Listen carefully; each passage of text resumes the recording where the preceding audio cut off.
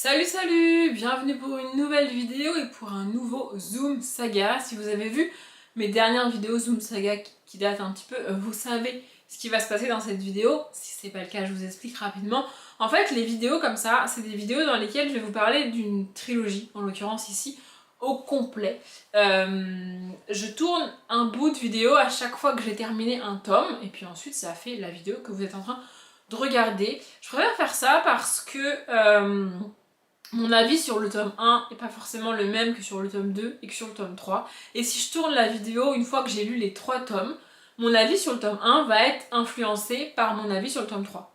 Vous voyez? Par exemple, si j'ai trouvé le tome 1 un peu long, pas ouf, mais que j'ai quand même continué, que le tome 2 était mieux et que le tome 3 était vraiment cool, je vais vous dire, la saga a été géniale. Alors qu'en fait, c'est pas le cas.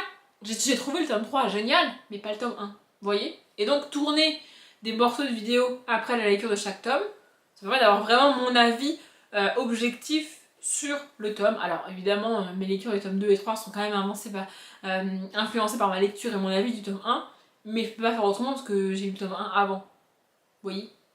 Bref, ici dans cette saga, je vais parler donc de Divergente. C'est une saga qui date, je sais, et je l'ai déjà lue. Alors, pour ceux qui débarquent là, c'est une relecture. Pour moi, j'ai lu Divergente il y a pas loin de 10 ans, je dirais, puisque dans mon historique de lectrice, j'ai lu Harry Potter pour la première fois sur fin 2011 et l'année 2012. L'année d'après, donc 2013, j'ai lu L'héritage de Christopher Paolini. 2014, j'ai lu Hunger Games. Et ensuite, j'ai enchaîné avec Divergente. Alors, est-ce qu'en 2014, j'ai lu Hunger Games et Divergente juste après, ou est-ce que j'ai lu Hunger Games en 2014 et Divergente en 2015? Je ne saurais plus vous dire aujourd'hui. On parle d'une époque où j'avais pas du tout le même rythme de lecture que j'ai aujourd'hui. J'ai mis par exemple, pour vous donner un ordre d'idée, 1 an pour lire les tomes de Harry Potter. Et j'ai lu que les tomes de Harry Potter. Et j'ai dû mettre l'année scolaire qui a suivi pour lire les 4 tomes de l'héritage. Et j'ai pas lu autre chose. Vous voyez ce que je veux dire? Voilà, on parle de ce genre de période. Peut-être qu'au moment de lire Hunger Games et Divergente, je lisais autre chose en parallèle, je ne sais plus. Mais en tout cas, j'ai lu Divergente pour la première fois par là, en 2014-2015. Donc aujourd'hui, en 2025, ça fait 10 ans. L'année dernière, j'ai relu Hunger Games. Et cette année, je me suis dit que j'allais relire Divergente. Et donc, c'est ce que j'ai fait. Et c'est du tome 1 que je vais vous parler dans cette première partie de vidéo, donc Divergent, de Véronique Arros. Alors déjà, j'ai découvert au cours de ma lecture que Véronique Arros avait écrit ce livre quand elle était très très jeune. Voilà, Véronique Arros a 22 ans lorsqu'elle publie Divergente, donc elle l'a écrit avant de le publier bien évidemment, donc elle a dû commencer à l'écrire, je sais pas, vers ses peut-être 17-18 ans, un truc comme ça. Et bah, franchement, un chapeau à elle. Je vais résumer le livre comme si personne ne connaissait le résumé de ce bouquin parce que à un moment donné, il faut quand même que je le démarre quelque part. Ici, on est dans un univers, on est dans une dystopie où la société est divisée en 5 factions. Donc une dystopie, c'est-à-dire qu'on part de notre monde à nous, il a évolué d'une certaine manière et on est arrivé à une organisation mondiale très différente de la nôtre. Une dystopie ici. Donc ici c'est divisé en 5 factions, je vais essayer de tous vous les sortir. Donc on a les fraternels, les altruistes, les audacieux, les érudits et les sincères. J'ai réussi. Voilà, donc on a ces 5 factions là, chaque personne appartient à une des factions. Quand tu viens au monde, tu viens au monde avec tes parents, enfin, dans la maison, enfin, vous voyez ce que je veux dire, tu nais de parents qui sont dans une faction, et les gens se marient entre eux dans une même faction. Il n'y a pas de mariage interfaction. Genre un érudit peut pas se marier avec un fraternel. Tu te maries forcément avec une personne de ta faction à toi. Donc quand tu viens au monde dans une faction et tu vas grandir dans cette faction que tu n'as pas choisie, mais c'est comme ça, c'est la vie, tu vois. Et à 16 ans, tu passes un test qui te donne des informations sur tes affiliations à une faction ou à une autre, et ensuite tu choisis dans quelle faction tu veux aller. Le test ne t'oblige pas à choisir la faction. Par exemple, si tu passes le test et que le test il te dit « Oh là là, tu devrais aller chez les sincères », t'es pas obligé d'aller chez les sincères, t'as quand même un choix personnel. Si tu décides que tu veux pas aller chez les sincères, et ben t'y vas pas. Et personne ne va rien te dire. Vous voyez ? Et donc nous, on va suivre Triss, Béatrice, pardon, qui a grandi chez les altruistes et qui va devoir faire ce choix. La cérémonie du choix a lieu vraiment dans les 30-40 premières pages. C'est ce que j'adore avec ces sagas-là, comme Divergente, comme Hunger Games, ça démarre direct. T'as pas des pages et des pages et des pages de présentation de Béatrice, de sa petite vie. En fait, on te donne les informations sur l'univers, les factions, la construction de comment ça se passe, l'organisation au sein des factions et entre les factions. On te donne toutes ces informations-là du world building en même temps qu'on te fait évoluer le personnage de Béatrice et qu'elle vit des choses en fait. Pendant tout ce temps-là, il se passe pas rien. C'est pas en mode Béatrice va au lycée, ah oui, et puis les factions c'est comme ça. Elle a un cours sur les factions, ah oui, et puis les factions c'est comme ça. Elle rentre chez elle et elle fait à manger parce que les valeurs des factions c'est comme ça. Non. En même temps, on te donne ces informations-là, elle a le test, elle a la cérémonie du choix, elle fait son choix et puis elle intègre le processus d'apprentissage de la faction parce qu'en fait, que tu choisisses la faction dans laquelle tu as grandi ou pas, c'est pas parce que tu as choisi la faction que c'est bon, c'est ok, tu vois. Une fois que tu as fait ton choix, tu as un cycle d'apprentissage à suivre qui dure plusieurs semaines, plusieurs mois. Ça, c'est propre à chaque faction et chaque faction a son mode de fonctionnement. Mais c'est pas parce que tu l'as choisi que hop, automatiquement, t'es ok, tu vois. T'as un protocole presque à suivre. Et donc, nous, on va suivre Béatrice là-dedans. Elle choisit une faction, elle rentre dans ce protocole-là et elle devient apprentie, en gros. C'est pas comme ça que c'est dit et j'ai encore oublié, j'en ai parlé en vlog et j'avais oublié déjà. Mais, et donc, c'est ça qu'on va suivre. Sauf que, vu le titre de la saga, ça pose problème. Normalement, chaque adolescent a une réponse après le test. Elle passe le test et on lui dit « Ah bah toi tu devrais aller chez les sincères ». Avec Béatrice, ça se passe pas du tout comme ça.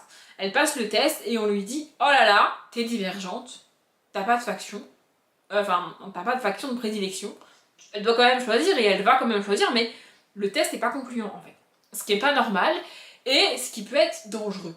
Parce que la société est divisée en factions, que tout le monde doit choisir une faction, et que donc si t'as pas de faction de prédilection, bah c'est la merde. Voilà.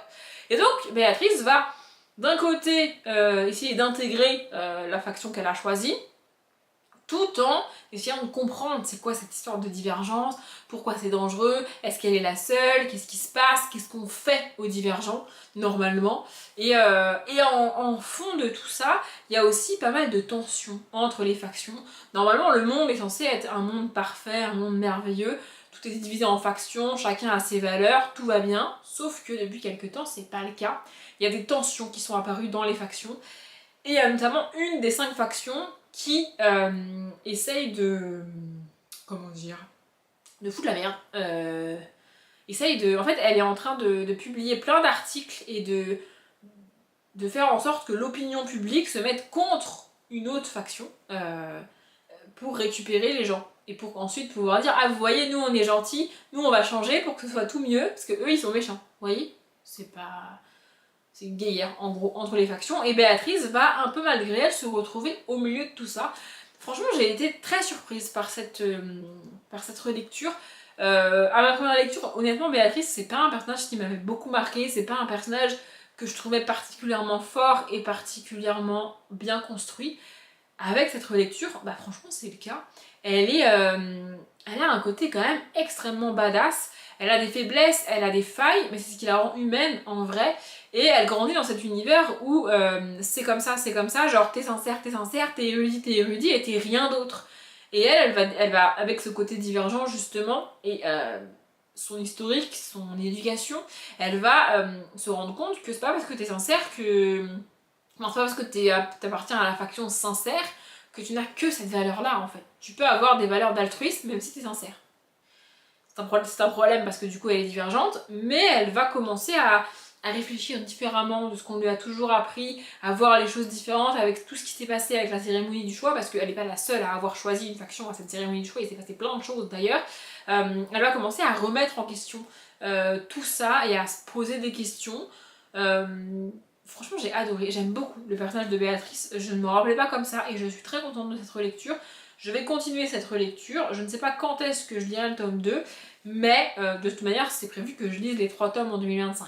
Donc normalement vous devriez avoir cette vidéo d'ici la fin de l'année. Moi je ne sais pas quand est-ce qu'elle sort cette vidéo, parce que je ne sais pas quand est-ce que j'aurai fini cette vidéo. Et je ne sais pas non plus si je vous parlerai de Divergente vue par 4 dans cette vidéo là. Donc en fait il y a la trilogie avec Béatrice en personnage principal, écrit par Véronique Ross. Et ensuite Véronique Ross a écrit un tome unique qui s'appelle Divergente vue par 4. Et donc 4 c'est le personnage principal masculin ici. Et donc voilà, en un livre, elle nous donne la trilogie complète vue du point de vue du personnage masculin. Je vais aussi le relire, mais là ça fait déjà 10 minutes que je parle dans ce début de vidéo, donc je sais pas si je vous parlerai de Divergente vue par 4 dans cette vidéo là aussi, ou pas. Je verrai. Mais en tout cas, j'ai adoré ma relecture de ce tome 1 et j'ai vraiment hâte de lire le tome 2. On est quelques mois plus tard, beaucoup de mois plus tard, et j'ai enfin terminé Divergente tome 2 de Véronique Ross. Vous savez si vous... Enfin, vous le savez si vous m'avez suivi en vlog, j'ai eu du mal à lire ce tome 2. Pas parce que j'avais pas envie de le lire, mais parce que il s'est passé quelques trucs dans ma vie en 2025. D'ailleurs, il faut que je fasse mon bilan personnel en même temps que mon bilan de lecture, mais ça c'est autre chose. Je l'avais mis de base dans ma palle du mois de mai, ce livre. Et l'événement marquant de mon année, on va pas se mentir, il est arrivé le 1er mai. Et donc moi j'ai fait cette palle juste avant en fait. Et donc je savais pas. Au mois de mai j'ai quasiment pas lu. Donc je l'ai laissé complètement de côté. Et après juin, juillet, août, septembre, octobre, je l'ai vu traîner. Et j'avais pas envie. Vraiment En fait, juin, juillet, août, je le voyais traîner, mais je lisais autre chose, je faisais autre chose. Et j'avais pas vraiment envie d'y retourner. Et septembre, octobre, j'avais envie de beaucoup lire pour le pumpkin. Et bah ça prend du temps quand même à lire, enfin dans ma tête. Et au final, je l'ai lu quand même rapidement. Mais j'avais pas envie de me freiner dans mes lectures en lisant ça en septembre et en octobre. Je sais pas si vous voyez ce que je veux dire. Bon bref, résultat, je l'ai lu dans le courant du mois de novembre. Il me semble que officiellement je l'ai mis dans la page du mois de novembre. Bon bref, je l'ai lu en novembre. Et en gros, de mai à octobre, j'avais lu 60 pages. Et en peut-être 10 jours, j'ai terminé le bouquin. Alors j'ai lu autre chose en parallèle. Il fait pas 500 pages, hein, ouais, non, il fait 460 pages. Donc j'ai lu 400 pages en 10 jours alors que j'avais mis 4 mois à lire 60 pages. Voilà. Mais j'ai bien aimé ce tome 2 en vrai. Il est la suite directe du tome 1 dans le sens où il s'est passé peut-être un quart d'heure entre le tome 1 et le tome 2 pour les personnages. Vraiment, c'est l'impression que j'ai. Et avec cette relecture, j'adore le personnage de Triss. Vraiment. Par contre, je l'ai dit en vlog, mais 4 me sort par les yeux dans ce tome 2. Alors, son comportement à la fin rattrape un peu. Mais pendant 90% du tome, le gars est insupportable. Vraiment, il est donneur de leçons, c'est un petit monsieur je sais tout. Ah vraiment, j'y fais pas de main morte, je suis désolée pour les gens qui l'adorent. Mais vraiment, dans ce tome 2, il est insupportable. Et ce qui me fait d'autant plus aimer Triss, c'est sa réaction face à tout ce que lui dit 4. Vraiment, toutes les conversations qu'ils ont tous les deux.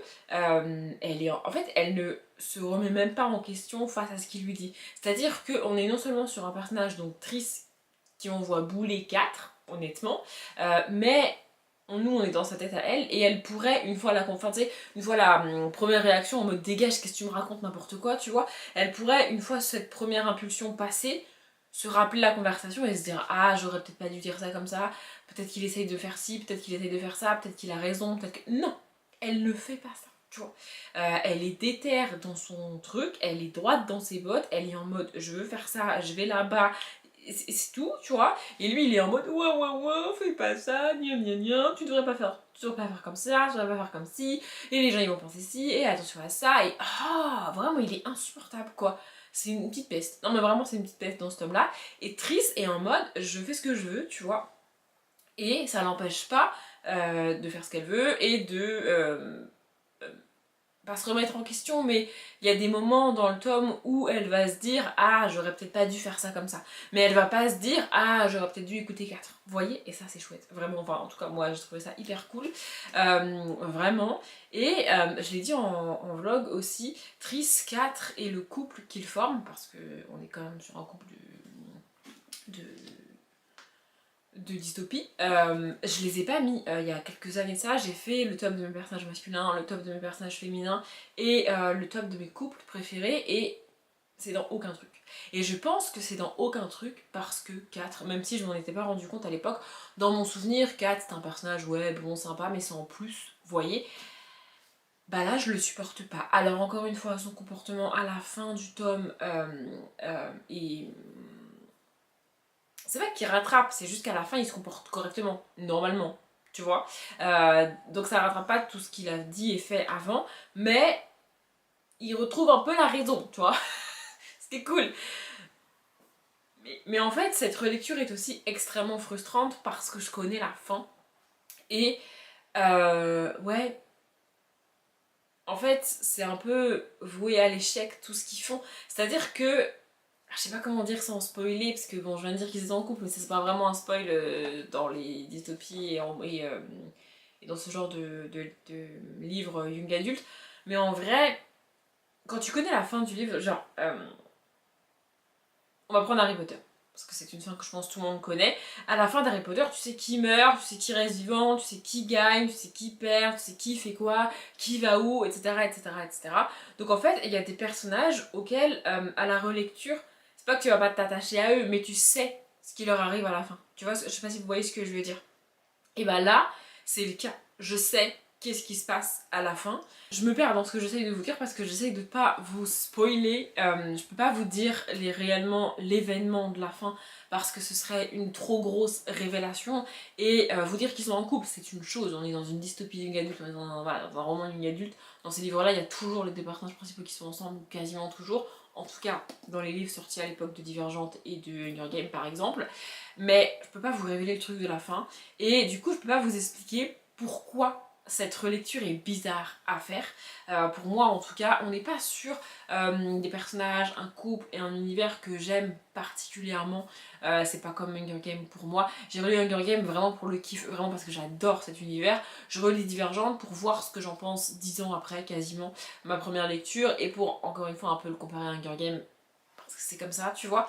Mais je suis pas réellement attachée au personnage. Et je sais pas à quel point ça vient aussi de la fin.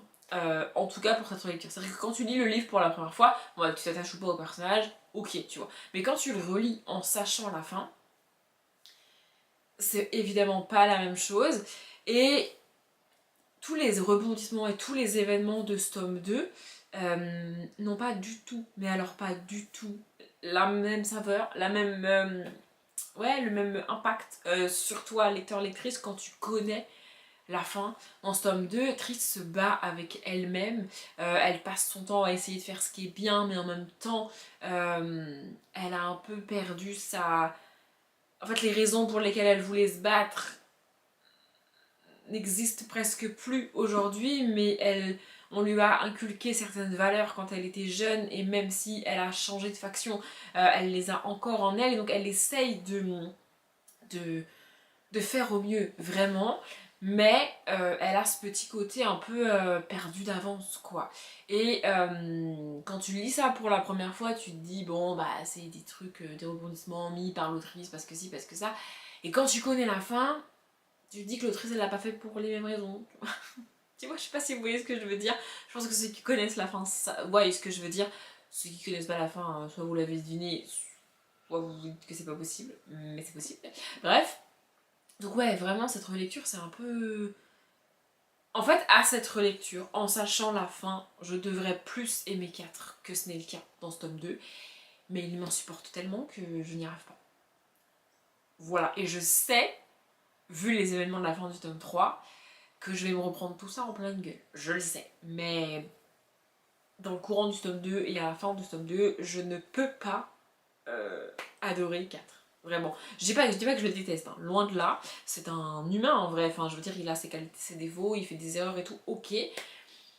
Mais son comportement global dans ce tome 2 me donne envie de lui coller un coup de poing.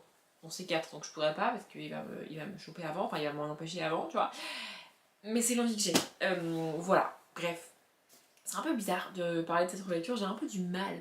En fait, c'est très frustrant de ne pas pouvoir vous dire la fin, et je pense que ce sera encore plus frustrant quand je dirai le tome 3. Je l'ai sorti là parce que à l'heure où je filme cette vidéo, moi je filme ce bout de vidéo, on est le matin du dimanche 23 novembre, je crois que c'est le... Enfin, en gros, on est le jour où va sortir la présentation du Call Winter Challenge, donc de Book and the Cup, mais moi à l'heure où je filme ça, je ne l'ai pas. Donc j'ai sorti quelques livres que j'espère mettre dans cette palle. Je sais pas si je mettrai Divergente dans cette palle. Vous, normalement, vous l'avez déjà eu.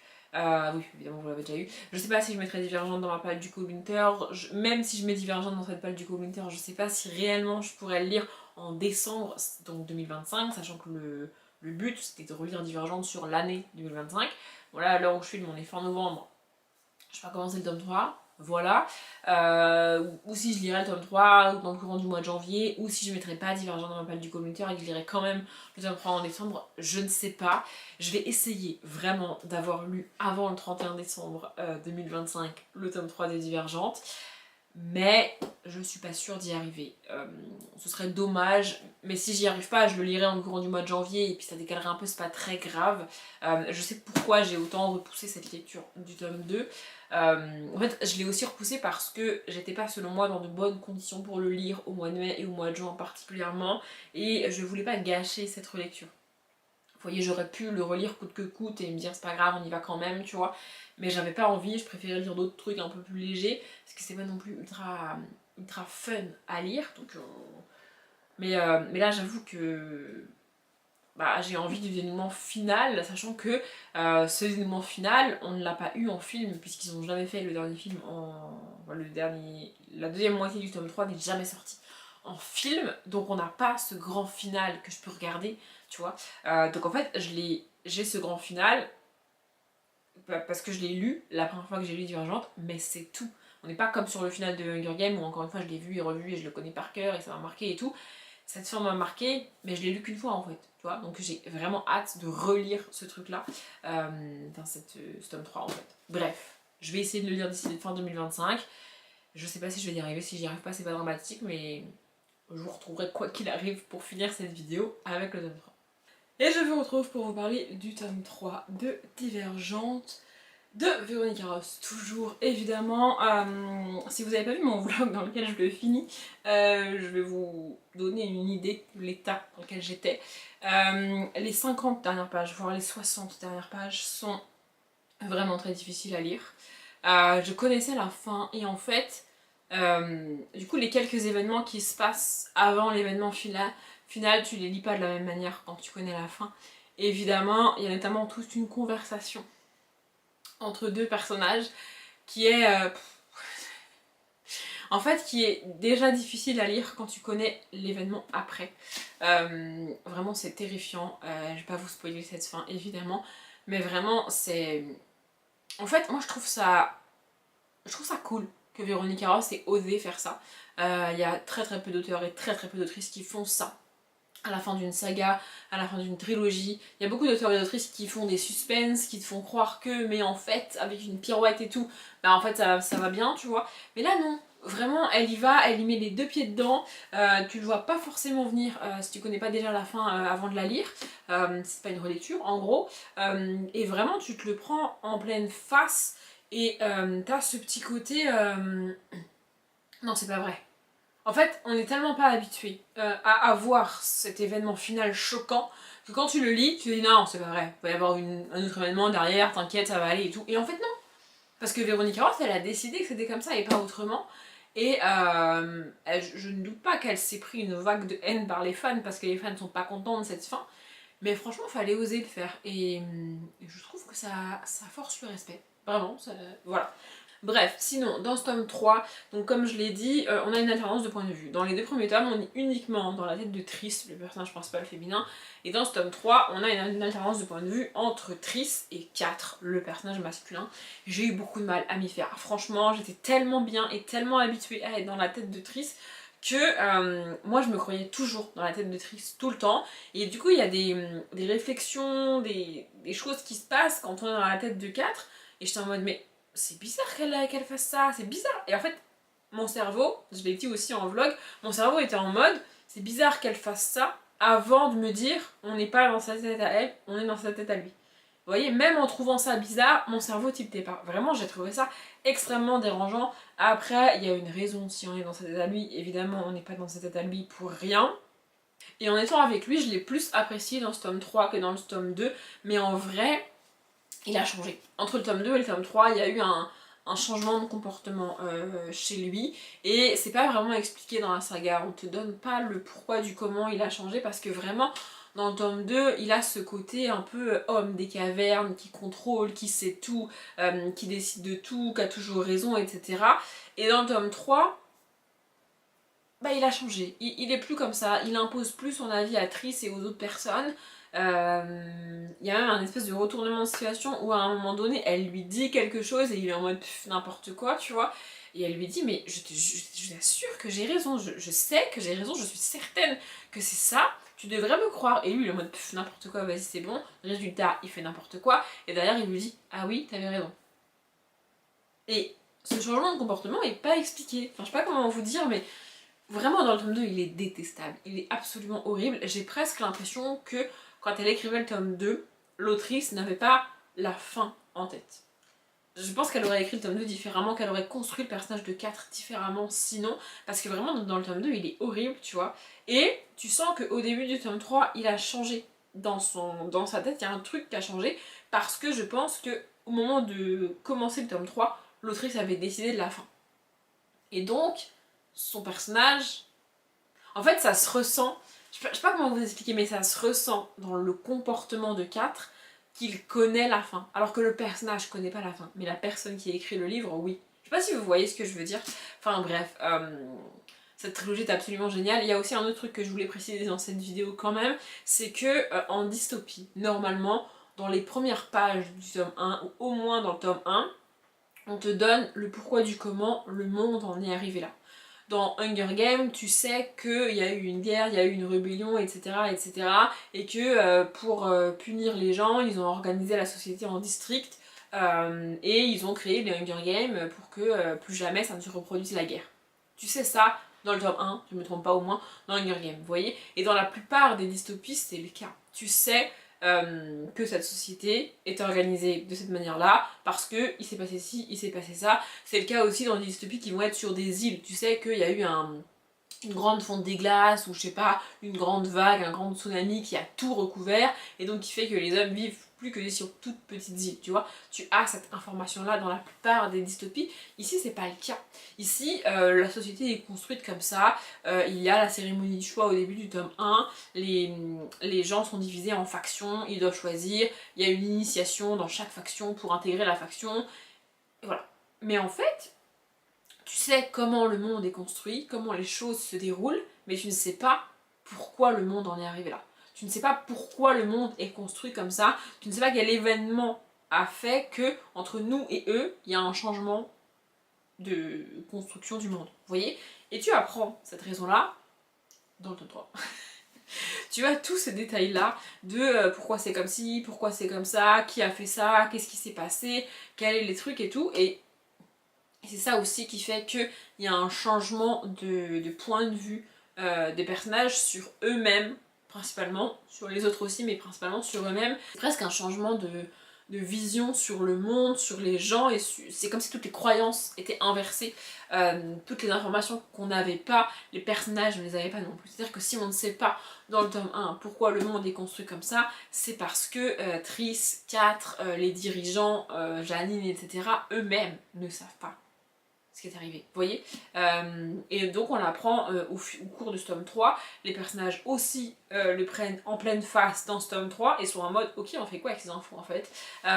Et du coup ça donne un tome 3 hyper dynamique, hyper vraiment dans l'action, et quand il n'y a pas d'action, il y a tellement de révélations que ça ne s'arrête jamais dans ce tome 3. Donc la fin est absolument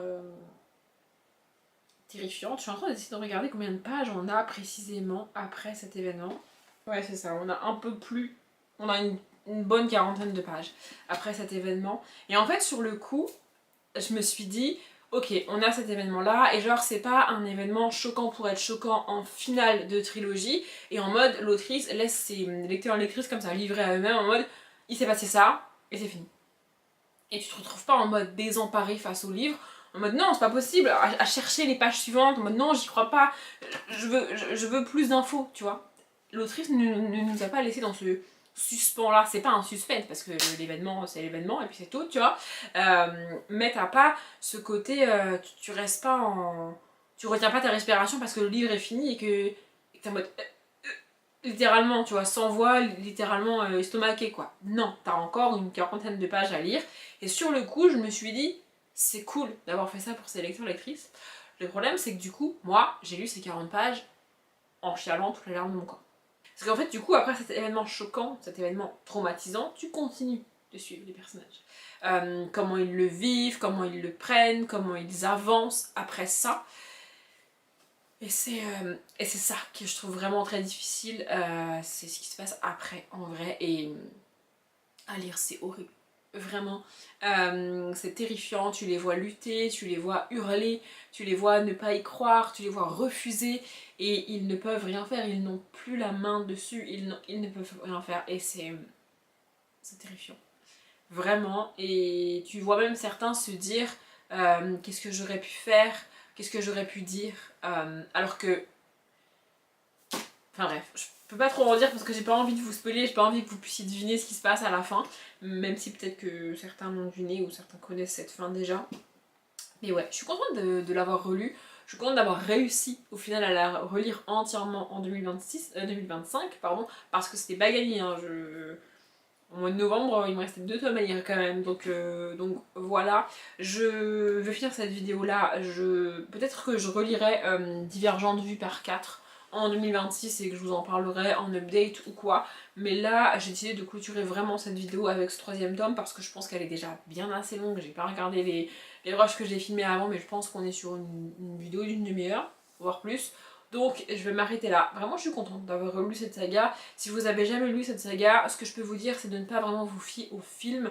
Je trouve au final, notamment la première partie du tome 3, absolument nul, et c'est pour ça qu'il n'y a pas de film 4 en fait, c'est parce que ils ont fait un film 3 totalement nul, et du coup le film 3 a pas marché, je pense, et donc on n'a pas la fin, de l'histoire, alors qu'ils auraient pu juste faire un film par tome, c'était largement suffisant, et on aurait pu avoir des films géniaux, mais non, ils nous ont fait ce film 3 vraiment nul, et c'est dommage, mais du coup si vous avez jamais lu les livres, et que vous vous fiez uniquement au film, lisez les livres, parce que franchement ça vaut le coup. Je sais pas ce que Véronica Ross a écrit d'autre, il me semble que j'avais tenté autre chose d'elle et que j'avais pas réussi à lire, mais faudrait que je me renseigne si elle a sorti autre chose. Parce que franchement, ça reste une excellente dystopie. Pour moi, elle est en dessous de Hunger Games parce que je suis beaucoup moins attachée à Triss et 4 qu'à Peeta et Katniss. Mais c'est mon avis personnel, évidemment. Il y a des gens au contraire qui sont énormément attachés à 4. Des gens qui regardent cette vidéo, je pense, je le sais. Mais ça reste quand même une excellente dystopie. C'est pas pour rien qu'on en parle encore aujourd'hui et que Divergente et Hunger Games sont cités aussi souvent parce que c'est des livres et des trilogies vraiment géniales. Bref, je vais m'arrêter là pour cette vidéo, j'espère qu'elle vous a plu. Comme d'habitude, je vous souhaite une bonne journée, un bon après-midi, un bon appétit ou une bonne nuit, et je vous dis à demain.